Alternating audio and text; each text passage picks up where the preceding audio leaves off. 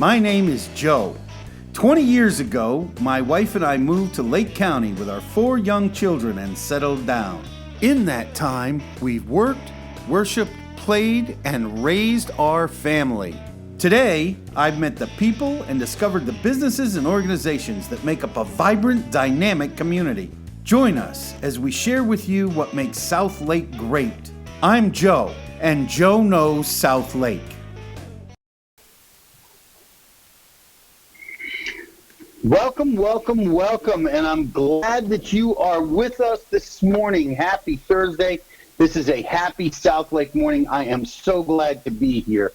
You know, this show can sometimes be a little tedious to actually operate, but you've got to figure that between my time and Jay's time, literally several hours a day go into the planning, the preparation, the setup, the tech.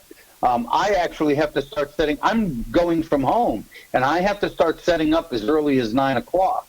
A little easier than driving into the station because as soon as we're done, I'm done. But Jay also has to set up. You know, here's the thing. Sometimes I feel like I'm making a sacrifice to bring you guys the message, to let you know what's going on. Public service announcement today I get into in just a second. So today's gratitude check is for all the people out of work. You know, all over the media, I hear about people who are making a sacrifice. And look, I appreciate our cops and our fire and our EMS. I appreciate our healthcare workers and our nurses and our doctors. You know what? They are heroes. Media people, I'm not going to get into that. That starts to delve into politics. But it sure seems if you work for the government, you work for a university, you work for the media or healthcare, you're fine. Everybody else is struggling. You know, I hear all the time that to overcome this issue, we're going to need to all make sacrifices. You know what? I just want to say today, I am grateful for all of those who are making the sacrifice of their job and their paycheck, who are going through the hassle of filing for unemployment, filing for the small business guy, the really small business guy, 6, 8, 10, 1 employee, working to try to get some of that business money that just doesn't seem to be flowing down. I appreciate you, and I am grateful that you are making the ultimate sacrifice in this fight against COVID. Thank you very much for who you are. And look, if you need a shoulder to cry on, you just need somebody to talk to because you need to vent, please reach out to me. If Jay doesn't have the information up yet, I'm sure it will be up by the end of the show. You can just call me, text me, email me. I'll reach out to you. All right.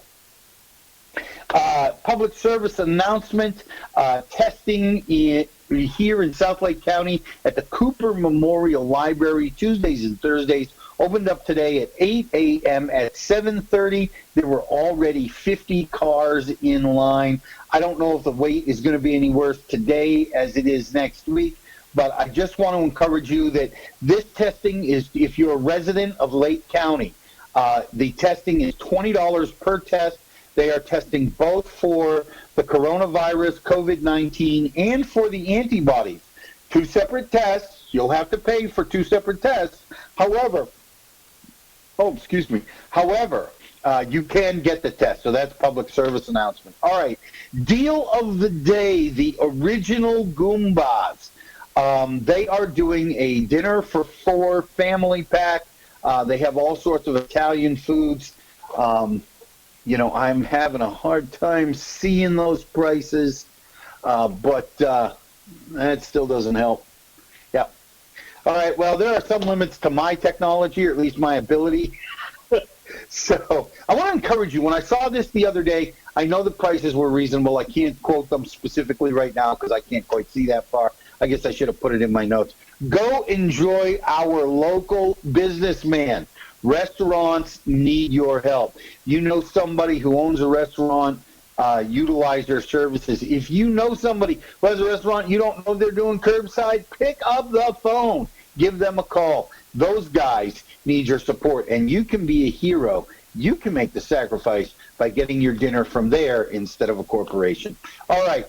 finally, our guest today is Carey Baker, the Lake County property appraiser. And Carey and I are going to discuss, there's a lot of talk in the market among people about what kind of effect this is going to have. We're going to talk a little bit about how this has affected his people's operations, some of the things that he's done to make sure he could operate in just this kind of environment. How's that for amazing? A government official who actually prepared for a time such as this. So we're going to go to commercial break. When we get back, he'll be with us. See you in a minute. Joe Knows South Lake would like to thank the following sponsors.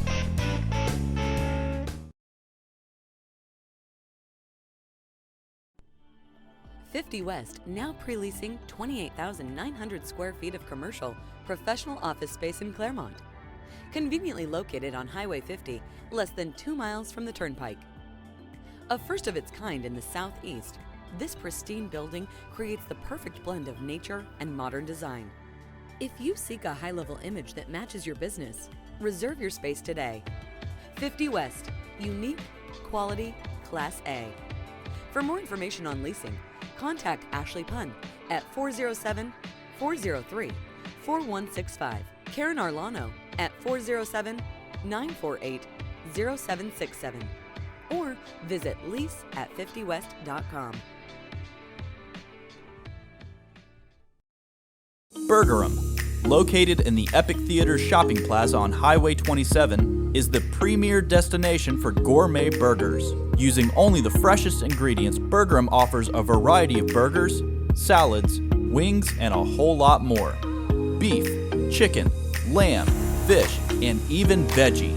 Burgerum has something for everyone, no matter your dietary preference. Burgerum, millions of possibilities, endless combinations.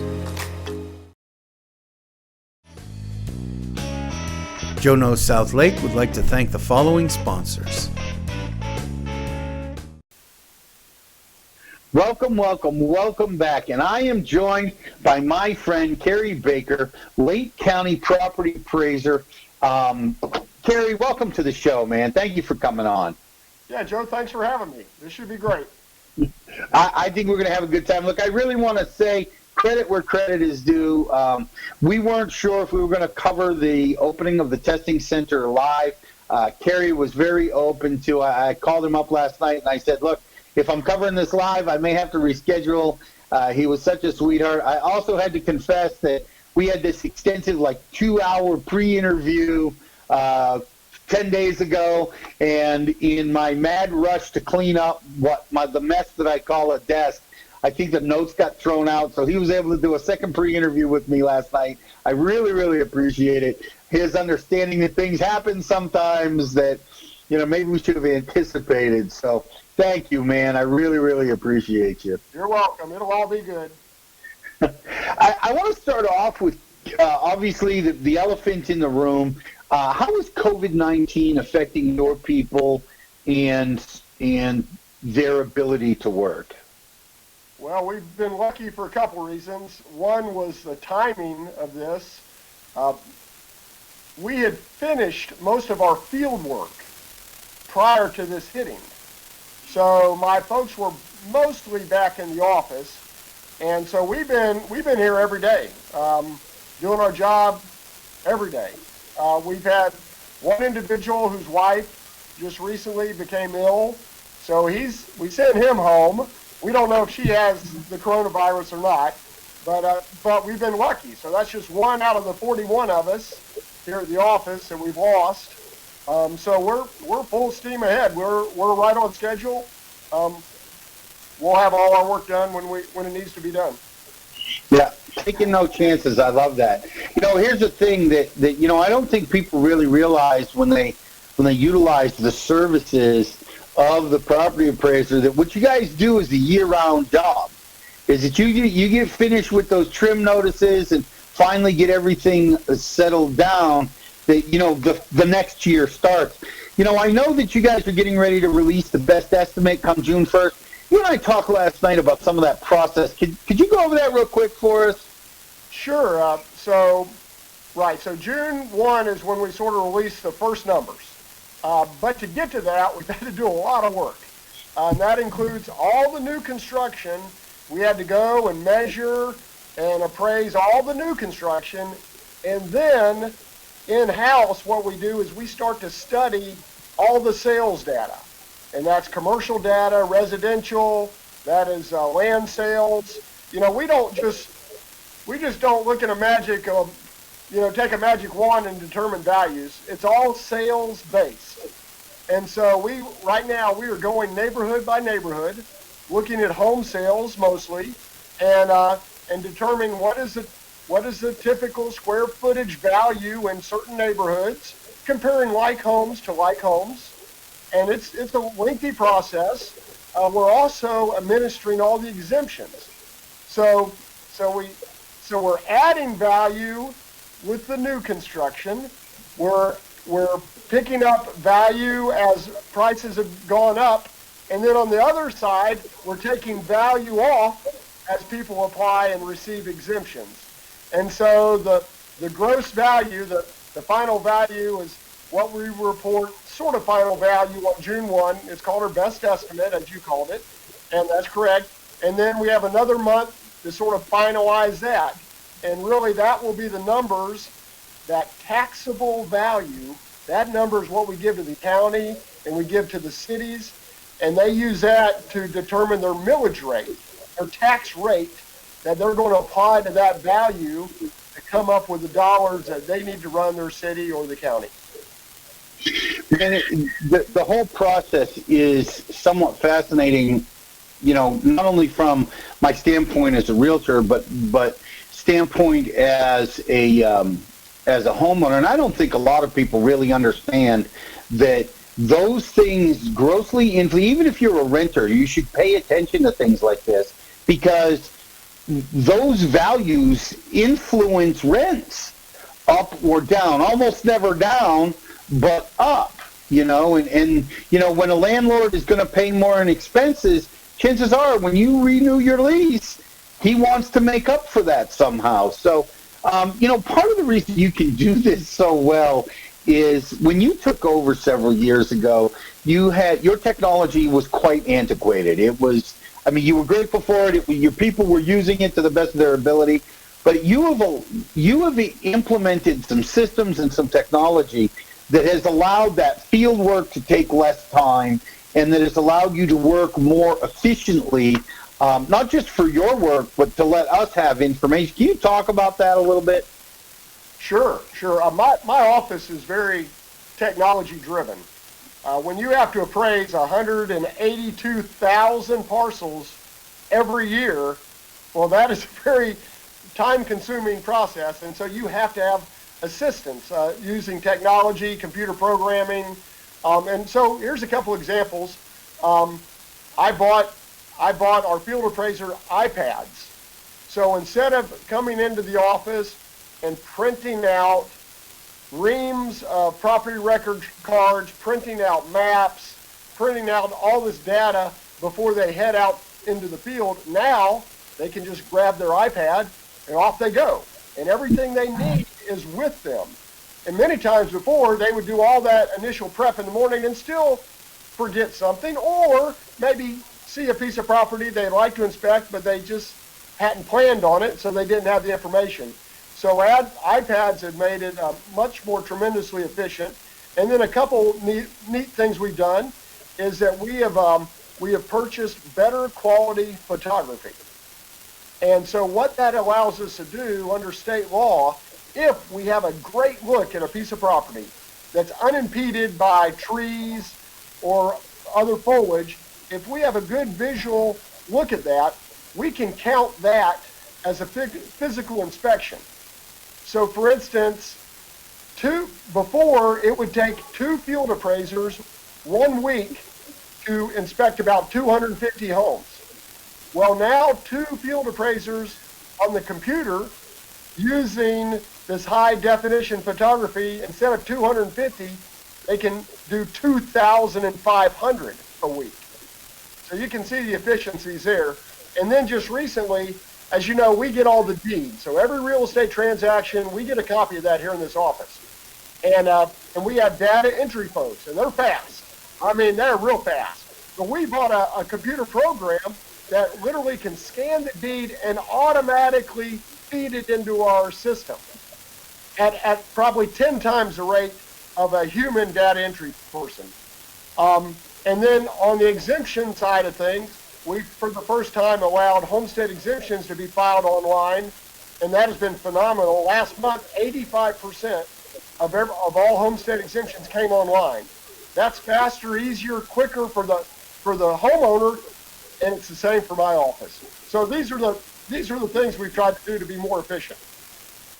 You know, it's really funny, and I said this, I don't know if you could hear the intro to you before the commercial break, before you joined us, but I said that it just, one of the things that amazed me about this was not, because I use the site all the time to search properties, to help homeowners find out if the house is worth what they want to sell it for, or if the house is, or if the house they want to buy is worth what they're going to buy. And of course, I use the MLS too, but the thing that has really amazed me about this is not just the efficiency, but by you doing all of that, and I know that your GIS map is greatly improved. I'm not even sure what GIS stands for, but the GIS map is greatly improved, much more interactive. I can search through the site itself, and I know the site itself had to be an expense that you probably got a lot of resistance on. You can't just pull money out of your pocket for that stuff. Well, mostly, really, this stuff has mostly involved us just rolling up our sleeves and the computer programmers making changes. Yeah, we had to spend a little money on iPads, but that really wasn't that much. So we have had very little big expense. Now, there is going to come a time soon in which my massive computer program, the big, hairy, 100-pound gorilla program that houses all this data, it is a very homemade, clunky computer program, and that will be a costly expense. And I've been literally giving the county a heads up for 2 years now, and they're aware of my need. So, but so far, most of the work we've done is just rolling up our sleeves and just getting it done, and we've gained great efficiencies. See, the thing that I wanted to point out is I think that, whether by accident or by person, and I know you, I think it was probably more by purpose, that this upgrading technology helps you prepare for a time like this. I mean, because of those iPads and the improved technology, now even if you had some field work to do, you could go do the field work without actually interacting with the homeowner. You don't have to, and I've got to ask, I mean, what was it that allowed you to say, hey, this has to happen? Because there are counties that haven't done that. Even though we're in 2020, there are counties that I deal with that, I mean, you look at their site, it was created in, 1987, and nobody's touched it since then. What was it that allowed you to prepare for that? I mean, did you see something like this coming? Did you have some? I know you have a lot of military experience, and you're a veteran. Really, I think what drove a lot of it was my own personal use of the website and the difficulty that I had using it. So, and then I also, I'm a businessman here in the community, and so I talk to a lot of my friends are realtors and brokers and such, and so, I just mostly listen to them. And they would tell me, I wish you would do this, or I wish you would do that, and I'd go, okay, I'll do it. And you just have to have many times in government, the answer is almost always no. Well, we can't do that. We don't have time to do this. And I always try to answer the question as a yes. Yes, we will do it. Yes, we will try. Yes, we'll give it our best. And when you start out with that type of yes attitude, you can accomplish a lot, and we have. Carey, I think that's what makes you so cool in this position, because unlike a lot of people who would tell you why you can't do something, that's right. Right? And Jay and I run into this all the time, dealing with different government agencies or dealing with different private bureaucracies, I won't go into the which ones, they're constantly telling you why you can't do something. And my constant question back is, why not? Can somebody tell me why we can't do that? Is there, I don't see, and half the time, the reason people quote in answer to that question has nothing to do with the situation you're trying to accomplish, right? Well, we can't do that because of this. Well, yesterday, Jay and I were doing something, and we were told not to film something. The funny part about it is the thing they told us not to film was behind the camera, not in front of it. I didn't get it. But you're not like that. It seems like you and David Jordan and a lot of the leadership at Lake County currently is very much in that. And it's kind of cool the way you guys interact. I really appreciate it. And do you think that's the military background that you have? Well, maybe for me it is, but David Jordan, our awesome tax collector, he wasn't in the military, but he was, his background is EMT, firefighter, paramedic background, and so I think he understands, like in their case, for an EMT or paramedic, there are certain processes they know they have to do to save a life, Right. And so you can't be fiddling around, and you can't be saying, no, we're not going to do that. No, someone's life, their actions are going to result in whether somebody lives or dies. And I think so he sort of takes that attitude to his job, and which is great. And so with me, and there's another thing. I am not particularly technologically savvy. So one of our goals on everything we do, particularly on the public website, is it easy to do? Can the average person search and find what they're looking for? Do they have to jump through hoops? And so whenever we make a change, our number one goal is to make it easy. Easy for me, Carey Baker, easy for the consumer, easy for you, Joe. And we also know, one thing we know too, is the vast amount of users, the majority of the users are actually professional users. So they're realtors and brokers and insurance folks and bankers. And so we know that. And so we try to provide the information that they need and find useful in their work. We want to be part of the economic team of Lake County. We want to help and facilitate economic growth.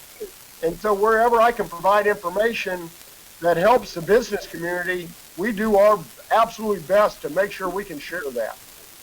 I really, really appreciate that. Hey, when we're going to go to commercial break, when we come back, I want to talk a little bit about your staff and their helpfulness, some of the possibilities of the services, and we're going to touch on the effects of the market that you're starting to see because of the shutdown. So don't go away. You need to know this. If you live in Lake County, if you are sitting in a house in Lake County, this is information you need. So don't go away. We'll be right back. Joe Knows South Lake would like to thank the following sponsors. Okay, so Noah wasn't aware, but we decided that we're going to take Noah's braces off today, just a few weeks early. Noah, we're going to take your braces off. Is that okay? You okay with that? Yeah. For real? When I came into the orthodontist today, I had no idea that my braces were going to be taken off. Alright, you ready to do this?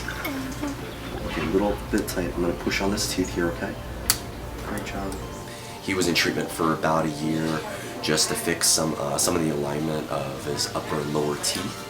And yeah, we just surprised him. Alright, are you ready to take a look?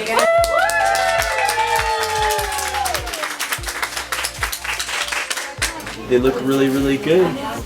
I finally get to feel what it feels like without braces anymore. I love my new smile and everything looks great.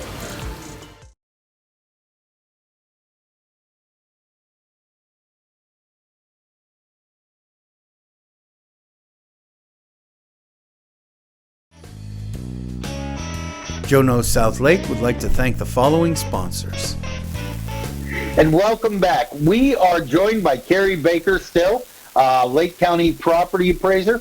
Carey, before the break, we were talking about the ease of use of the technology and some of the services in your office. One of the things I wanted to point out is a lot of times as a realtor, trying to find a customer, I'm trying to get information that is available only to lawyers, or it's available only to certain people. There's a fee that people pay so they can get special access and notice from a government agency.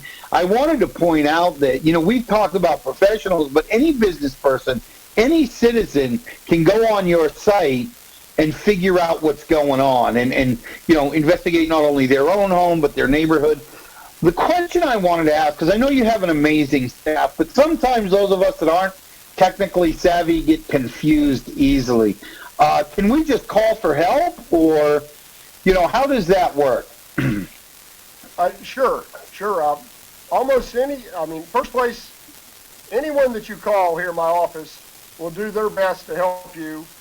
If there's something beyond their technological knowledge, we have somebody that can walk you through, literally walk you through the website to help you find whatever you need to find.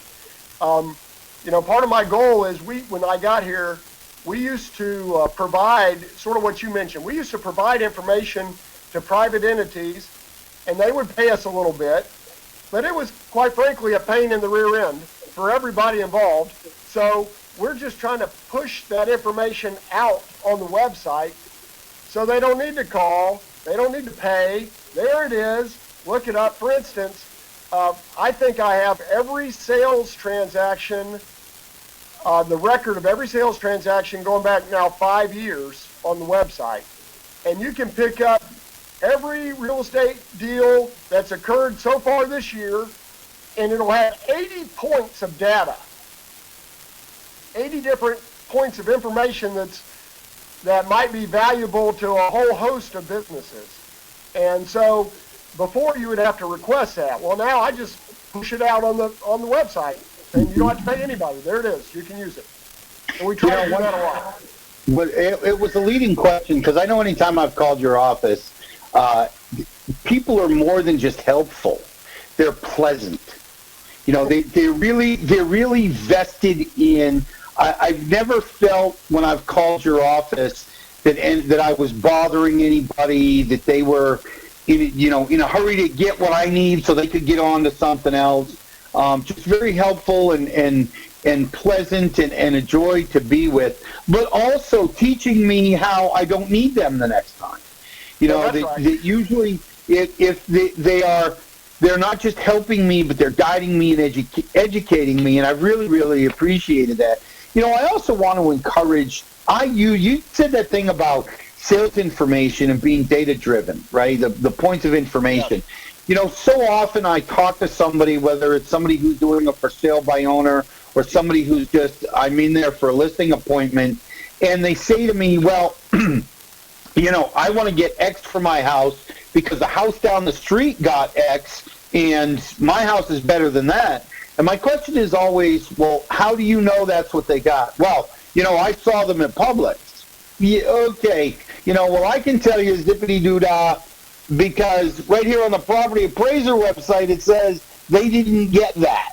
It says they got this. So somebody's lying. I don't think it's the government, because you don't care. Those sales amounts, that is exactly what we use to determine values in that neighborhood. Right. So, we would never use an asking price. We always use the selling price. That's right. And I tell people all the time that the only thing, people have made the analogy that real estate is like Monopoly. And I'm like, the only thing that makes real estate like Monopoly is the fact that everything's negotiable. Right, that's right. That's the only similarity. Other than that, you're done. Look, I wanted to get into, so anyways, I wanted to say that to say thank you to your staff. I know that you appreciate them, but I wanted to say from a user standpoint, I always appreciate them. let's see. The other thing I wanted to talk about is you and I were talking about what I thought was something amazing, because I wanted to see what effect you are seeing from the shutdown and how you think this might affect the market going forward. Well, we've seen a slowdown in residential sales. Now, they're still occurring. I mean, folks are still buying houses every single day in Lake County, but not at the rate that they were. But what was really striking to me was I just received a report from my staff that for the first time ever, we went a whole week without a commercial sale. Not a single commercial sale came through. And that is very telling and quite unusual. And I think that reflects how this coronavirus is going to affect our economy, unfortunately. I think, commercial sales are a different animal, obviously. It's why guys specialize in commercial. It's why I don't touch it, because the vibe didn't interest me personally.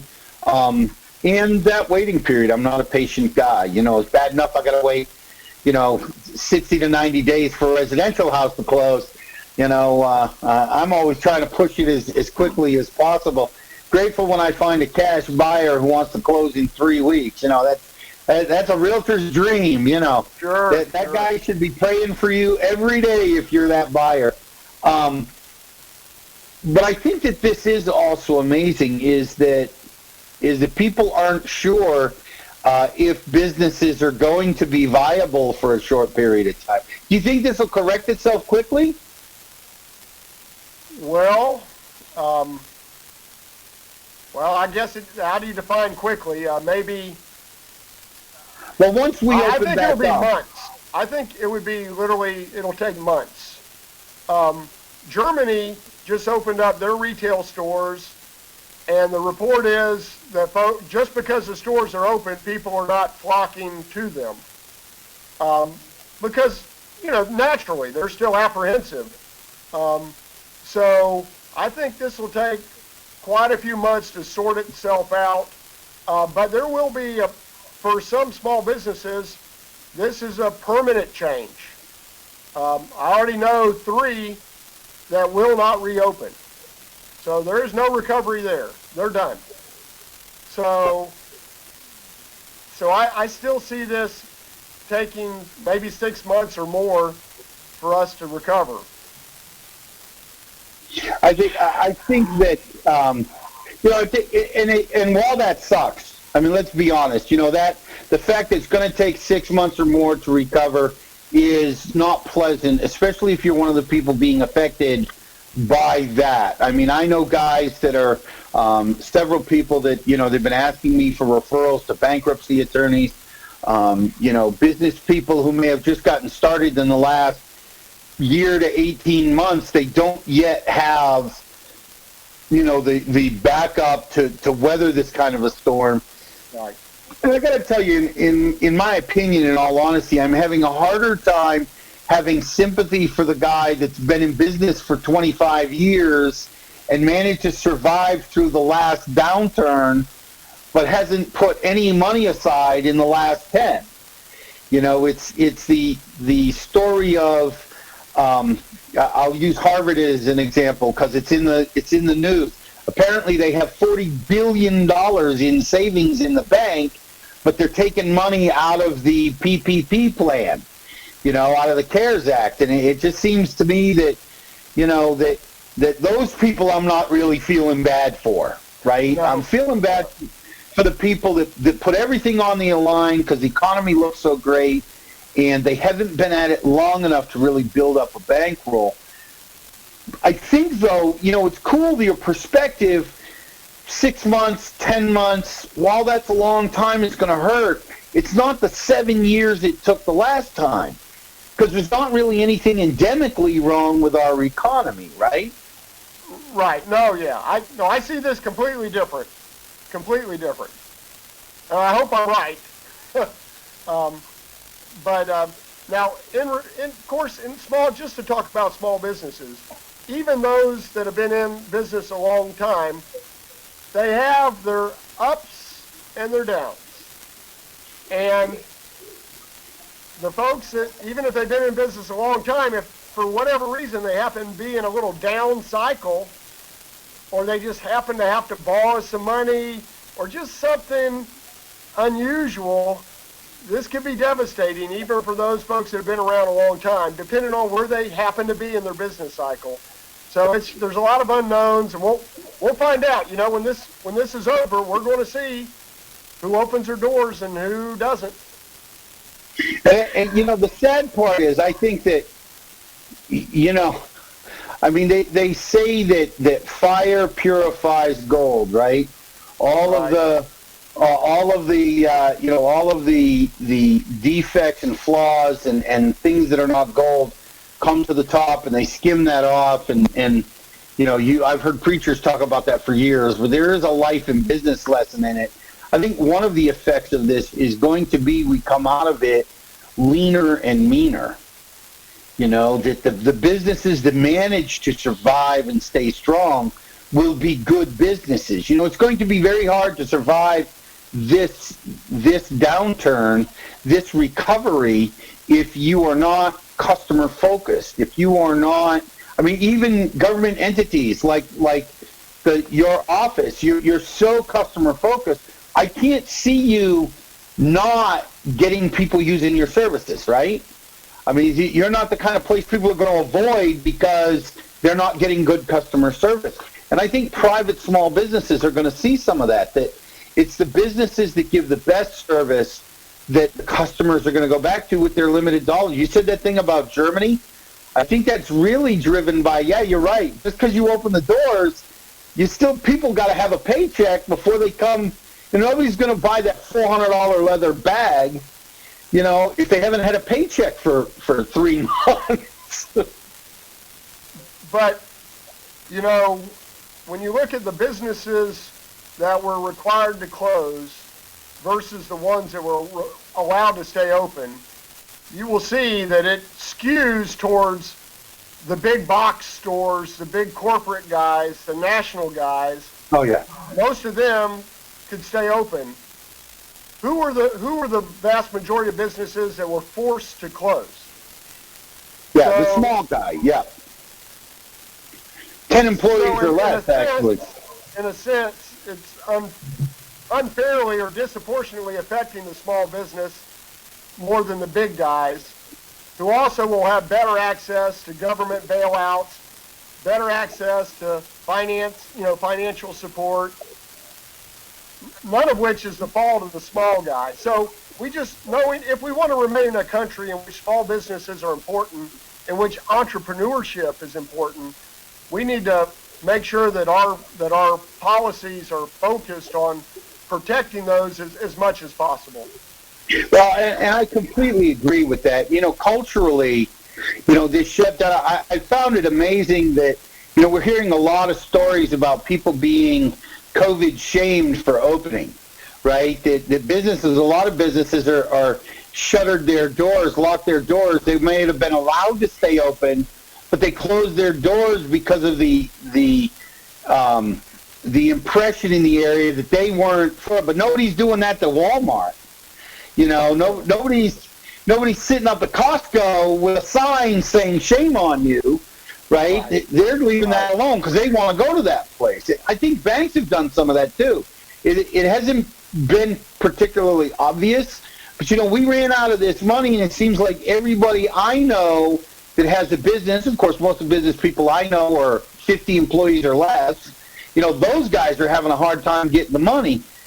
From what I've seen, especially these big banks, I think they're preferring people that are going to borrow money from them down the road, you know. I mean, Jim with the hot dog. No question. They're going to help their bigger, larger clients before they help their very small clients. Right, which is a shame. It is a shame. So. And not the intent of the money.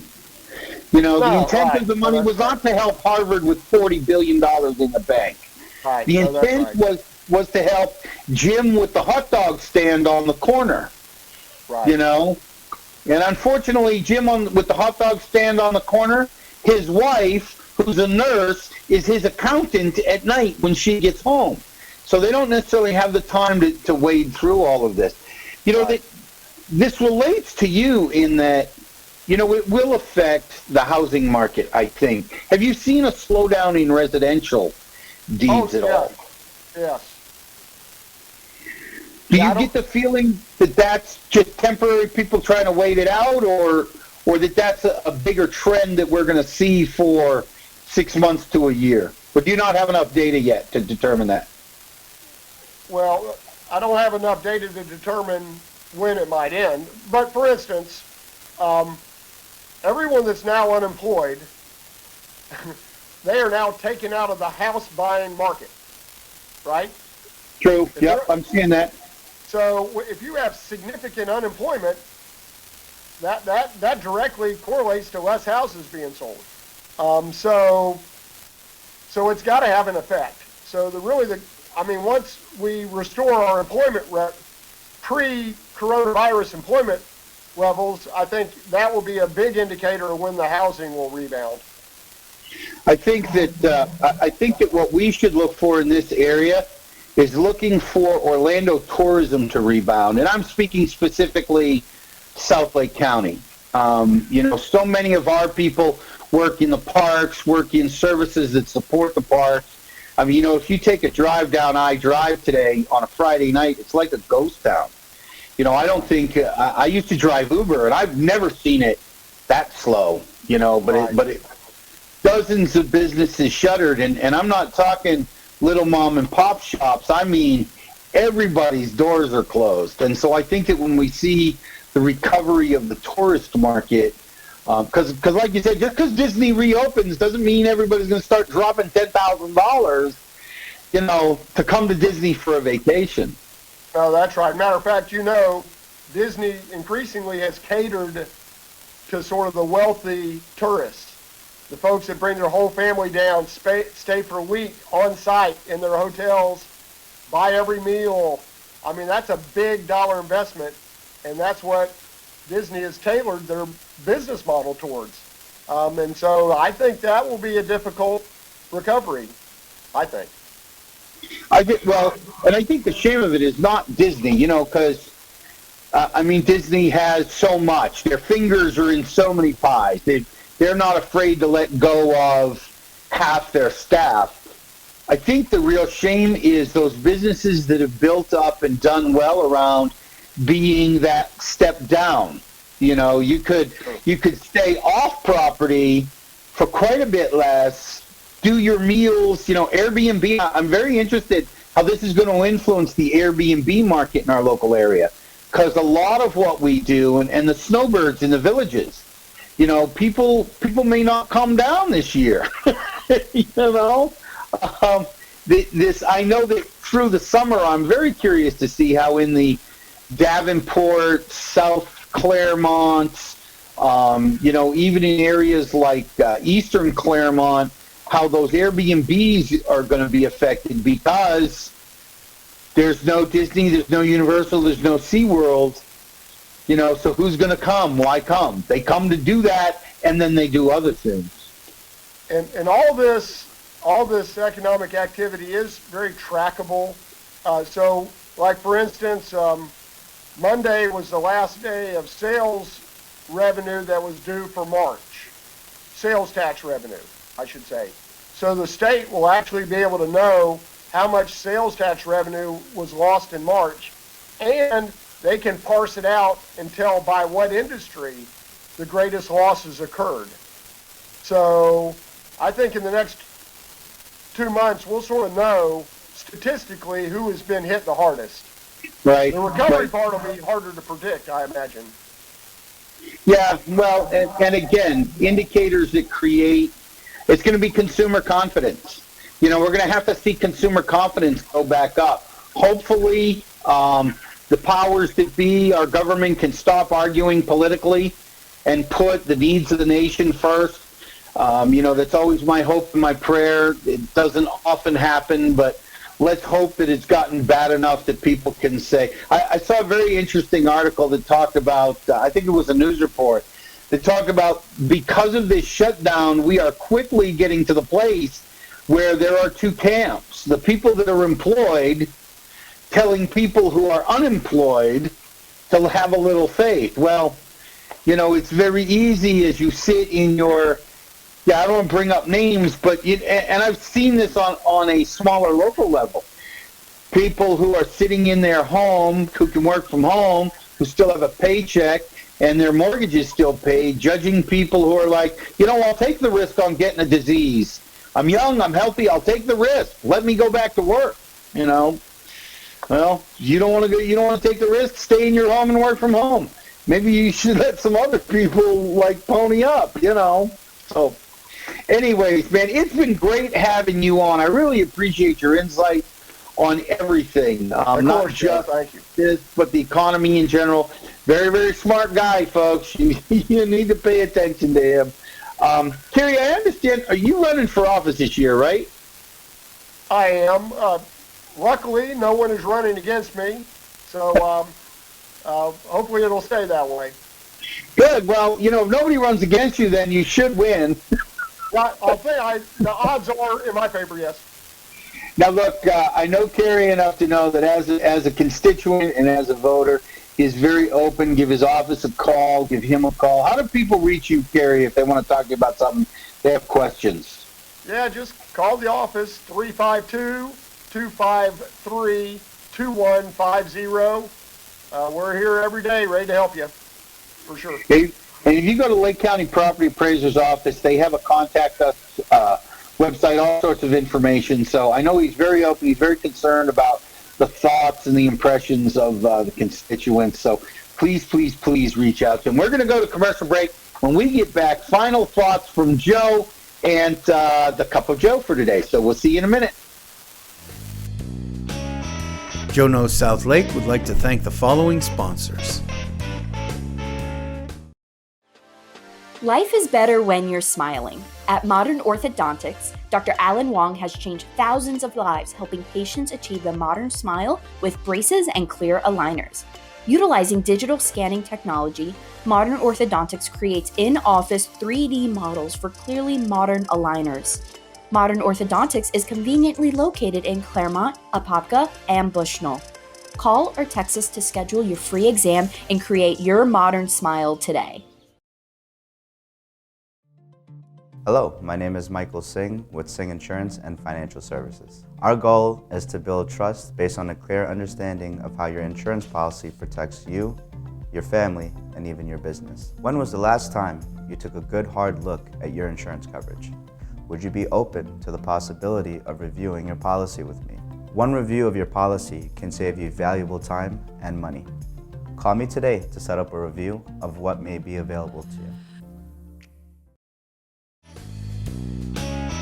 Joe Knows South Lake would like to thank the following sponsors.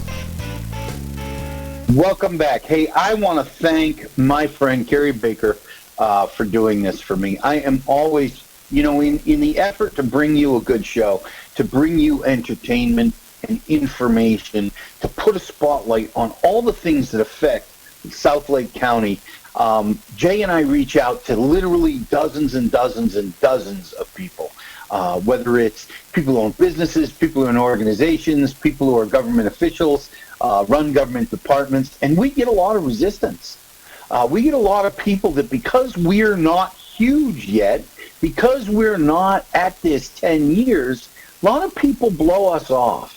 And a lot of people, even when they're not blowing us off, they're really kind of looking down on us. So I really, really appreciate an elected official like Carey Baker and all of our officials here in Lake County. They're very reachable. They're very authentic. And I just want to say I appreciate them all the way from Leslie Campione, who is our county commissioner, all the way down to our local mayors and police and fire. All these people, I would say the dog catcher, but I don't know if we have a dog catcher. I think it's animal control run by the sheriff's department. The point is, these guys are very are very, very accessible, and I really, really appreciate them. So, Carey, if you're still watching, or if you're a fan of Carey's and you're still watching, thank you for being a guest. Okay, final thoughts. Look, this thing is going to look scary. Joe's take, there are, and just briefly, there are factors in play today that were not in play in 2006, 7, and 8. We are going to see a market correction. We might even see a shrinkage of prices. I tend not to think that, because I think that mortgages are going to be a little harder to get because people are going to be out of work, which means fewer buyers, which means buyers are more valuable, which means prices don't go up, they tend to come down. I think this will settle out within 6 to 8 months. I don't see a glut of inventory hitting the market. People owe far less on their homes. They have more equity in their homes than they did 10 years ago when that crash happened. I mean, statistically, as a nation, they actually owe almost 60% less than they owed back in those days. People just aren't going to walk away from that. So I don't see a big glut of foreclosures. I don't see people dumping their houses. Some people, because of unemployment or a turned-down business, are going to have to sell. May create an opportunity for somebody else, but they don't have to give their houses away. So that's my take on the real estate market. If you agree, disagree, if you'd like to know more about that, you know how to reach me. I'm sure Jay will put up my information when we talk about having other guests. So that's my final thoughts on that. Okay, Cup of Joe today. You know, yesterday I got a time hop in my feed on Facebook. As you all know, I did some 400 episodes of Cup of Joe when Facebook first went live. 400, I think it was 483 days in a row I went, almost 2 years. And so I got this time hop video, and it reminded me of a time where I was down, where I had made some mistakes, where a mentor of mine spoke into my life. And what he said, because my life wasn't moving as fast as I wanted, he said to me, Joe, he said, every step is a step forward. And, you know, I loved that concept, because the truth is, well, sometimes because we're not moving, because we don't feel like we're moving forward, we feel like we're moving backwards. But it's literally impossible. If you look at everything that happens in your life, whether you're affected by this disease, physically, emotionally, financially, career-wise, if you learn from it, if you can look at it and get some perspective, if you can keep putting, as I talked about last week, one foot in front of the other, you're always moving forward. You might not be moving very far, but it's still forward. So you're in a much further place that day that you get to take off and run. I want to encourage you today. Just move forward. You don't have to solve the entire problems of the world. You don't have to solve every problem you have. Take one more step and move a little bit forward. That's all you got to worry about. Being in a forward motion, not stopping. Because the truth is, the only time you fail at anything is when you stop trying. So that's Cup of Joe for today. Every step is a step forward. I want you to remember that. I want to thank my friend and mentor, Jan, for giving that to me. You probably don't even remember when you said it, but it meant a lot to me, and it has helped me once again. Okay, well, with that said, Carey was a great guest. If you know anybody that should be a guest on Joe Knows South Lake, I would really appreciate if you would let me know. I'm still looking for a teacher who is teaching in a bricks and mortar school, is now teaching by distance. I'm still looking for a parent or middle school or high school student, maybe the set, to come on and talk about their challenges and how they're overcoming them, how they feel about this whole thing and school not happening till next year. So please, please, please reach out to me. I'm sure Jay has put up the information on the screen. What else? Oh, if you're still watching us and you're on Facebook or YouTube, like, love, share Share, share, share. Help us get the word out. And finally, just like Carey has been using his greatness to bring out the greatness in others, I encourage you, use your greatness to bring out the greatness in others.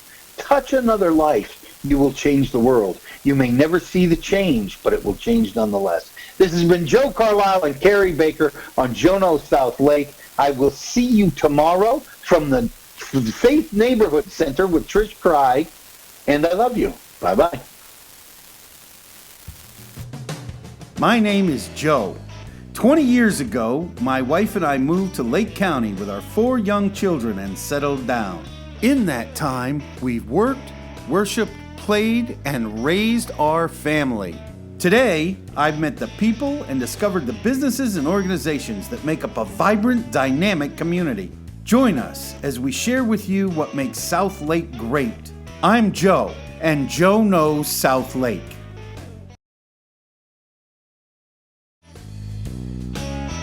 Joe Knows South Lake would like to thank the following sponsors: